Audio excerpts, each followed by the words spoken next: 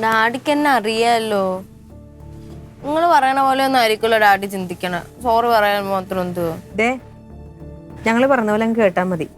കാണുമ്പോ തന്നെ ഓടിച്ചെന്നൊരു സോറി പറയും, അപ്പൊ തീർന്നോളൂ. സോറി മാത്രമല്ല, TDT പാർട്ടി അങ്ങനെയാണ്, ഇങ്ങനെയാണ്, ഡാഡി അങ്ങനെയാണ്, ഒരുപാട് നല്ല കാര്യങ്ങൾ ചെയ്യുന്നുണ്ട്. അന്നേരം എൻ്റെ മനസ്സിൽ അങ്ങനെ തോന്നി പറഞ്ഞതൊക്കെ പറയണം.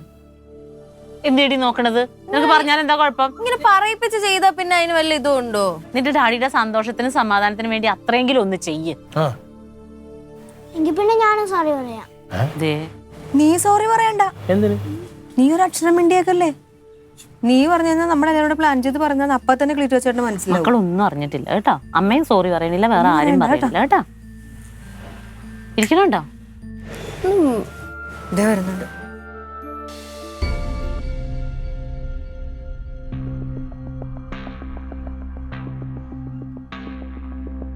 പറഞ്ഞ ഓർമ്മയുണ്ടല്ലോ.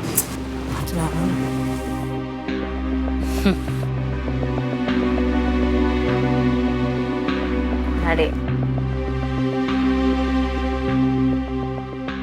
ഞാൻ ഡാഡി വിഷമിപ്പിക്കാൻ വേണ്ടി ഒന്നും പറഞ്ഞല്ല. പക്ഷെ ഡാഡിക്ക് വിഷമായിട്ടുണ്ടെങ്കിൽ സോറി. സോറി പറയാൻ വേണ്ടി എൻ്റെ മോള് തെറ്റൊന്നും ചെയ്തിട്ടില്ല. ഞാനും കുറേ ആലോചിച്ചപ്പോഴാണ് ഡാഡിക്ക് മനസ്സിലായത്, ഒരു ജനാധിപത്യ രാഷ്ട്രമല്ലേ, ഇവിടെ ആർക്ക് വോട്ട് ചെയ്യണമെന്ന് തീരുമാനിക്കാനുള്ള അവകാശം പ്രായപൂർത്തിയായ എല്ലാവർക്കും ഉണ്ടല്ലോ. അവിടെ മോള് സോറി ഒന്നും പറയണ്ട. ഞാൻ അങ്ങനെ പറഞ്ഞല്ല, ജസ്റ്റ് അങ്ങനെ. പക്ഷെ ഡാഡിക്ക് അത്ര ഫീൽ ആവും. ഡാഡിക്ക് ഇല്ല, ഡാഡി അത് കുറെ ആലോചിച്ചപ്പോൾ ഡാഡിക്ക് മനസ്സിലായി മോളെ ഭാഗമാണ് ശരിയെന്ന്. എൻ്റെ മോള് വളർന്നത് ഗവൺമെന്റ് അറിഞ്ഞിട്ടും ഞാൻ അറിയാതെ പോയി എന്നുള്ളതാ. വിഷമമുണ്ട്. ഇല്ലെന്ന്. എന്ത് വിഷമം? ക്ഷമിച്ചു. ഞാൻ ക്ഷമിക്കാൻ നീ തെറ്റൊന്നും ചെയ്തില്ലല്ലോ. ഏയ് സോറി ഒന്നും വേണ്ട. എൻ്റെ മോള് കാര്യങ്ങളൊക്കെ തീരുമാനിക്കാനുള്ള പ്രാപ്തിയായി, നല്ല പക്വതയുള്ള ഒരാളായി എന്നുള്ളത് ഡാഡിക്ക് സന്തോഷമല്ലേ. ഞാൻ പറയുമായിരുന്നു നീ സമാധാനമായിട്ട് ഇരിക്കേ, ഡാഡിക്ക് ഒരു കുഴപ്പമില്ല, അവൾ ഒരേ വിഷമമായിരുന്നു. 18 വയസ്സായി കഴിഞ്ഞാൽ ഇതുപോലെ ആവണം, പക്വതയും പ്രാപ്തിയാവണം കേട്ടോ. എനക്കൊന്നുമില്ലേ? അയ്യോ എൻ്റെ പൊന്നെ ഇല്ല. ഉറപ്പ്. ഒരു കാര്യം ചെയ്യ്, പോയി ഡാഡിക്ക് ഒരു അടിപൊളി ചായ എടുത്തുണ്ടെന്നേ. ആർക്കെങ്കിലും വേണോ? ഞാൻ വരാം, അല്ലെങ്കിൽ അവിടെ എല്ലാം നിരത്തും. ഏയ് പോയി നിന്റെ ബിസ്ക്കറ്റ് എടുത്തുണ്ടോ? 17 വയസ്സ് വരെ അവൻ്റെ അടുത്ത് എല്ലാം പറയാൻ പറ്റൂ, അത് കഴിഞ്ഞ് സ്വന്തം തീരുമാനങ്ങളായി.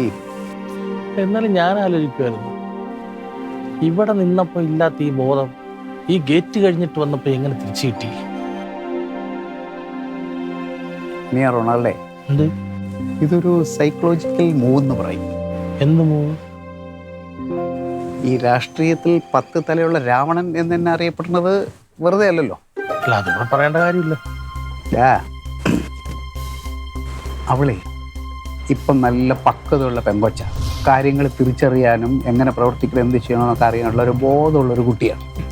ഈ സെൻറ്റിമെൻ്റൽ ട്രാക്ക് പിടിക്കാതെ ദേഷ്യപ്പെടുകയോ വഴക്ക് പറയുകയോ ചെയ്താൽ എങ്ങാനും ഒരു വോട്ട് തരണമെന്ന് തോന്നി അത് താഴായി പോവുകയെ.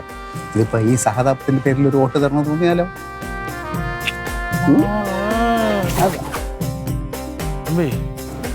നിങ്ങൾ 10 തലയുള്ള രാവണനല്ല, 100 തലയുള്ള പെരും രാവണൻ. ഡാഡി, ചായ റെഡി. വരുന്നു മോളെ.